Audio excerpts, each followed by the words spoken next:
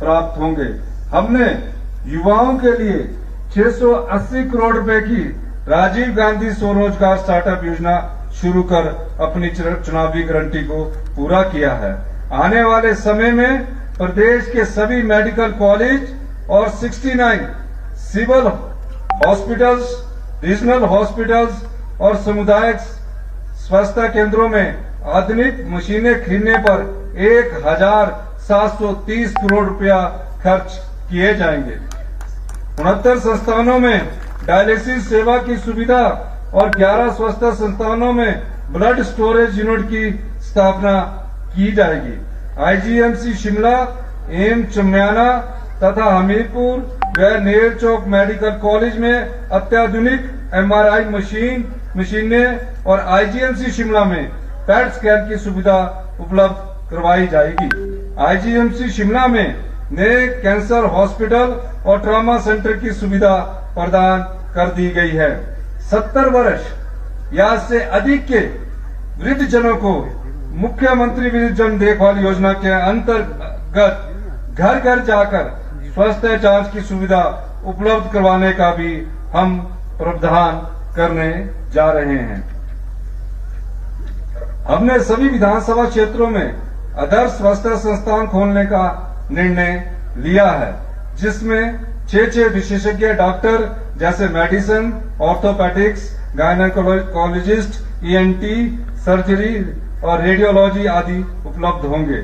Cancer मरीजों को इलाज सहित 42 प्रकार की दवाइयां मुफ्त प्रदान की जा रही है।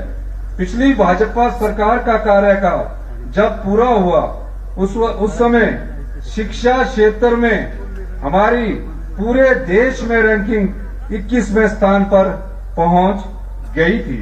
हमारे लिए यह बड़ी चुनौती थी और मुझे यह बताते हुए खुशी हो रही है कि शिक्षा को विशेष प्राथमिकता देते हुए इस क्षेत्र में सुधार लाने की दिशा में हमने प्रभावशाली कदम उठाए हैं, जिसके कारण प्रदेश की रैंकिंग में जबरदस्त उछाल आया है। एनुअल स्टेटस ऑफ एजुकेशन की 2024 की एनुअल रिपोर्ट में हिमाचल के विद्यार्थियों के लर्निंग लेवल को अव्वल आंका गया है। इसके अतिरिक्त स्कूलों में पेयजल उपलब्धता के मामले में भी हिमाचल को अव्वल स्थान दिया गया है।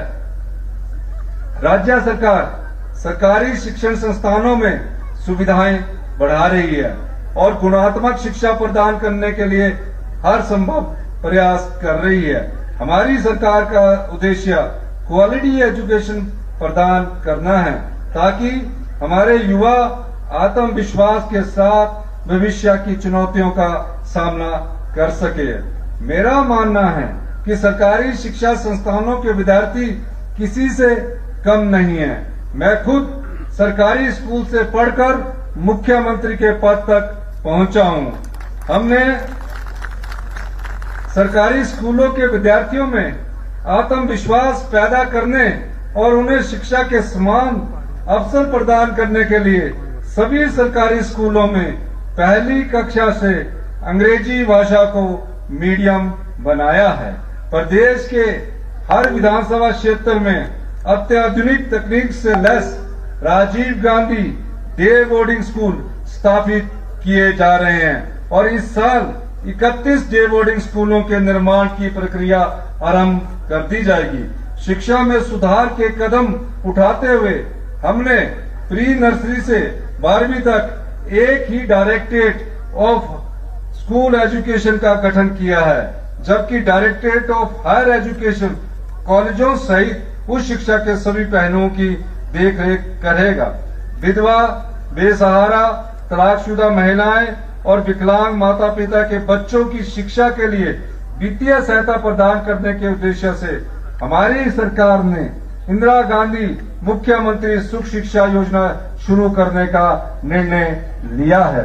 इस योजना के अंतर्गत पात्र लाभार्थियों को 18 वर्ष से कम आयु के बच्चों की शिक्षा, स्वास्थ्य और पोषण संबंधी खर्चों को पूरा करने के लिए हर महीने 1000 रुपया सहायता का प्रावधान किया जाएगा। ग्रेजुएट पोस्ट ग्रेजुएट डिप्लोमा या वोकेशनल कोर्सेज में प्रवेश पाने वाले बच्चों की ट्यूशन फीस और हॉस्टल का खर्चा वहन करने के लिए भी सरकार वित्तीय सहायता प्रदान करेगी। शिक्षकों के लिए विदेशों में एक्सपोजर विजिट की नई पहल भी हमने की है। शैक्षणिक गतिविधियों का ज्ञान अर्जन करने के लिए पहले चरण में 200 शिक्षक सिंगापुर भ्रमण पर भेजेंगे। इसके अलावा 200 शिक्षक प्रदेश के अन्य राज्यों में शैक्षणिक अनुभव हासिल कर लौटे हैं। प्रदेश सरकार ने 50 मेधावी विद्यार्थियों को 11 दिनों के शैक्षणिक अध्ययन के लिए कंबोडिया और सिंगापुर भेजा और इस पहल की राष्ट्रीय स्तर पर सराहना हुई। हमारी सरकार ने निर्णय लिया है कि कॉलेज और स्कूलों में विभिन्न श्रेणियों के कुल 1000 पद भरे जाएंगे। हिमाचल प्रदेश में नशीले पदार्थों के सेवन और तस्करी को रोकने के लिए हमारी सरकार गंभीर कदम उठा रही है। सत्ता में ही आते पिट एनडीपीएस एक्ट को लागू किया, जो पिछली भाजपा सरकार 5 साल तक लागू नहीं कर पाई। इस कानून के तहत लागू होने के बाद ऐसे लोगों की गिरफ्तारी हुई जो बार बार नशे के काले कारोबार में शामिल थे। आज के दिन मैं नशे के कारोबार करने वालों को कड़ी चेतावनी देता हूं कि इस कारोबार में शामिल लोगों को सलाखों के पीछे पहुंचाया जाएगा तथा उनकी संपत्ति की जांच होगी और राज्य सरकार उन्हें अटैच करेगी। अगर संपत्ति अतिक्रमण कर बनाई है तो उसे गिराया जाएगा। हमने सभी जिला प्रशासन को पंचायत स्तर पर नशीले पदार्थों के सप्लायर और उसके आदी लोग सहित ड्रग नेटवर्क की मैपिंग करने के निर्देश दिए हैं। हमारी सरकार ने नशे के विक्टिम और अपराधियों में अंतर करने के लिए एचपी एंटी ड्रग एक्ट विधानसभा में से पास किया है। नशीले पदार्थों की तस्करी को रोकने के लिए स्पेशल टास्क फोर्स बनाई जा रही है। हिमाचल में ऑर्गेनाइज्ड क्राइम की घटनाओं को देखते हुए राज्य सरकार ने ऑर्गेनाइज्ड क्राइम कंट्रोल एक्ट भी पास कर दिया है। हिमाचल प्रदेश में जल आपूर्ति की गुणवत्ता में सुधार लाने के उद्देश्य से 200 करोड़ रुपए के प्रावधान के साथ नई मुख्यमंत्री स्वच्छ जल शोधन योजना की शुरुआत की जाएगी। Himachal Pradesh rural drinking water upgradation project के तहत 745 करोड़ की लागत से 8 जिलों में ग्रामीण क्षेत्रों में 20,663 घरों तक बेहतर आपूर्ति सुनिश्चित की जाएगी। यात्रियों को बेहतर परिवहन सेवा प्रदान करने के लिए सरकार लगातार प्रयास कर रही है। इस साल परिवहन निगम में अतिरिक्त 500 ई बसें की खरीद की जाएगी। शिमला शहर में 1,734 करोड़ 40 लाख की लागत से दुनिया के सबसे बड़े रोपवे का कार्य जल्दी शुरू किया जाएगा। 15 स्टेशन को जोड़ने वाला यह रोपवे लगभग 14 किलोमीटर लंबा होगा। देश की आजादी के बाद पहली बार बड़ा बंगाल जैसे अति दुर्गम क्षेत्र को सड़क सुविधा से जोड़ने और शिमला के दुर्गम क्षेत्र डोडरा क्वार तक पक्की सड़क पहुंचाने की पहल की है, जिससे ये क्षेत्र भी विकास की मुख्य धारा से जुड़ जाएंगे। हमारी सरकार ने भ्रष्टाचार पर अंकुश लगाने के लिए जीरो टॉलरेंस नीति अपनाई है।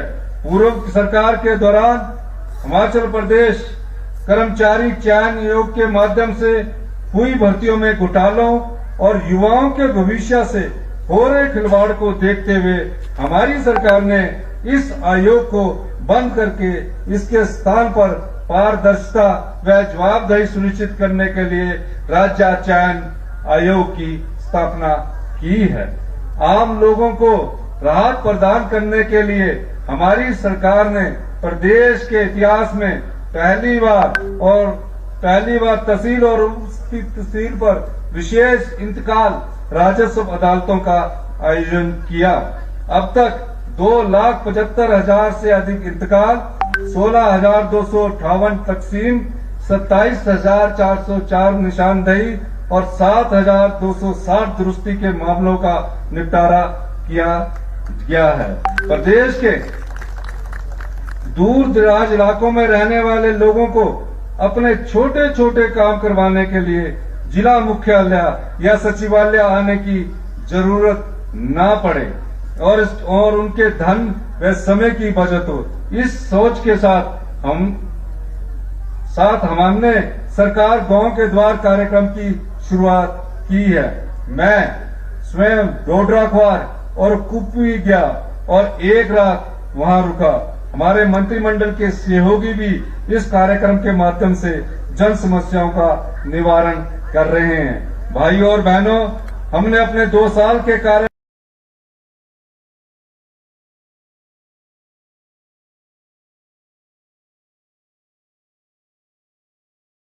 की जाएगी।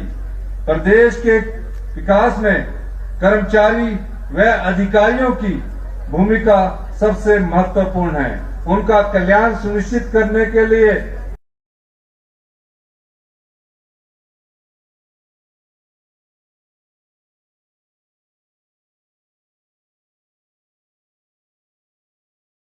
लाभ मिला है। हमने पहले चरण में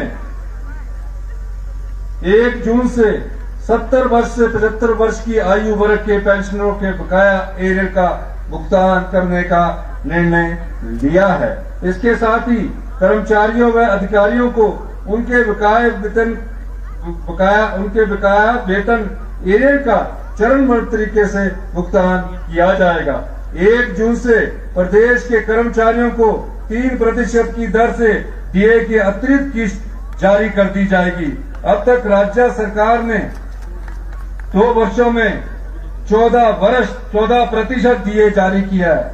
अब तक राज्य सरकार ने 2 वर्षों में 14% डीए जारी किया है। भाइयों और बहनों, हमारी सरकार सभी वर्गों के कल्याण के लिए प्रतिबद्धता के साथ कार्य कर रही है। हमने स्थानीय नगर निकायों, पंचायत और पंचायती राज संस्थाओं के प्रतिनिधियों के दिए जाने वाले मानदेय में सम्मानजनक वृद्धि की है। इसके अलावा विकास योजनाओं में अहम भूमिका निभा रहे विभिन्न विभागों में कार्यरत मल्टीपर्पज वर्कर्स के मानदेय में भी ऐतिहासिक वृद्धि की गई है। अब मैं, क्योंकि ये पांगी के इतिहास में पहली बार हिमाचल डे मनाया जा रहा है।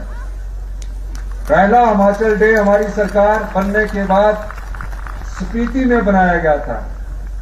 इस शुभ अवसर पर मैं पांगी की जनता को बहुत बहुत शुभकामनाएं देता हूं। और पिछले कल जब मैं आया, विभिन्न महिला मंडलों से मिला, विभिन्न लोगों से मिला और विभिन्न जगहों पर गया, मैंने कुछ अनुभव किया जिसकी घोषणा मैं आज पांगी के क्षेत्र के लोगों के लिए करता हूं।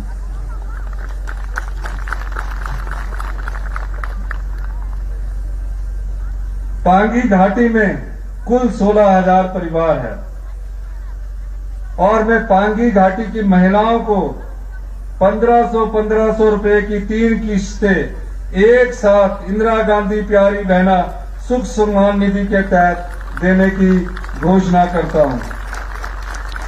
मैं घोषणा करता हूं कि बाकी बचे पात्र परिवारों की औपचारिकताएं पूरी करने के बाद उन्हें भी इस योजना का लाभ दिया जाएगा। 3 महीने की किस्त अप्रैल, मई, जून की आज आपके अकाउंट में या कल सुबह तक आप सब पांगी महिलाओं के अकाउंट में आ जाएगी।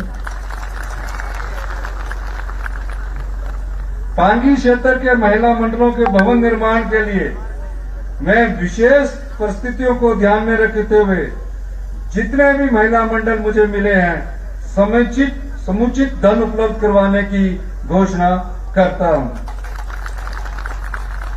क्षेत्र में परिवहन की सुविधा को बेहतर बनाने के लिए राज्य सरकार पांगी के युवाओं को 20 बस परमिट प्रदान करेगी। मैं घोषणा करता हूं, इन डीजल बसों की खरीद के लिए जो भी युवा आगे आएगा, राज्य सरकार 40% सब्सिडी इन पांगी क्षेत्र के युवाओं को प्रदान करेगी। इसके साथ ही 4 महीने का जो रोड टैक्स है वो भी माफ किया जाएगा। मैं साज को सब तहसील बनाने की भी घोषणा करता हूं। पांगी घाटी में बिजली व्यवस्था को बेहतर बनाने के लिए राज्य सरकार 62 करोड़ की विभिन्न परियोजनाओं पर काम कर रही है। टिंडी से शोर तक 11 केवी की लाइन बिछाने के लिए 5 करोड़ रुपए के बजट का प्रावधान किया गया है। मैं थ्रोड से किलाड़ तक 33 केवीए लाइन बिछाने के लिए 45.50 करोड़ रुपए प्रदान करने की घोषणा करता हूं। उदयपुर से किलाड़ सड़क को बेहतर बनाना हमारी सरकार की प्राथमिकता है। हमने इस सड़क के जल्द से जल्द निर्माण को केंद्र सरकार के साथ पुरजोर तरीके से उठाया है, जिसके कारण टिंडी से लेकर जो आगे 30 किलोमीटर तक है उसका टेंडर प्रोसेस जल्दी ही पूरा होगा। मैं लाहौल स्पीति और चंबा के जिला प्रशासनों को भूमि अधिग्रहण करने का काम जल्दी शुरू करने का निर्देश देता हूं। मैं पांगी के सभी किसानों को जो इस क्षेत्र में जौ की खेती करते हैं, प्राकृतिक जौ पर हिमाचल प्रदेश की सरकार जितने भी पांगी क्षेत्र के लोग हैं उनसे 60 रुपए किलो के आधार पर जौ खरीदने की घोषणा करता हूं। आप पांगी के किसानों को जो सरकार खरीदेगी और उसका समर्थन मूल्य पहले साल 60 रुपए होगा। जो भी किसान अपनी जौ बेचना चाहता है वो 60 रुपए के हिसाब से अपनी जौ हिमाचल प्रदेश सरकार को बेचेगा, जिससे आपकी आर्थिक समृद्धि और होगी। ये मिनिमम सपोर्ट प्राइस है। आप इसमें जो भी अपना एक फॉर्म भरेंगे उसके आधार पर आपसे जौ की खेती की जाएगी। इसी के साथ मैं हिमाचल प्रदेश का पहला